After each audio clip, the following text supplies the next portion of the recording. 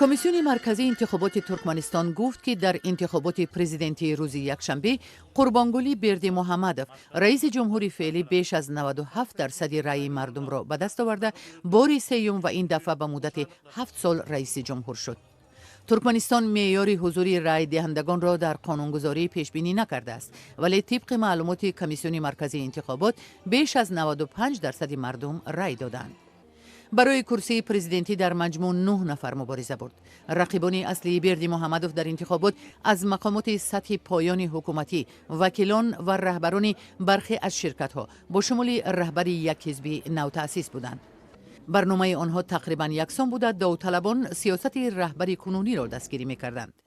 رئیس جمهور ترکمنستان در یکی از حوزه‌های انتخاباتی واقع در مرکز اشخاباد آواز داد و او را خانواده سرشمارش همراهی می‌کرد.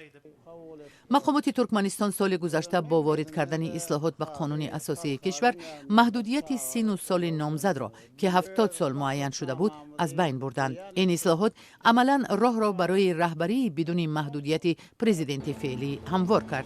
قربانگلی بردی محمدوف که از روی تخصص دکتری دندان است، در سال 2006 بعد از درگذشت سفرمراد نیازوف به سر قدرت آمد. نیازوف از سال 1991 پرزیدنت ترکمنستان بود. در سال 2012 بردی محمدوف در انتخابات پرزیدنتی با کسب 97% آواز مردم بار دوم رئیس جمهوری ترکمنستان انتخاب شد.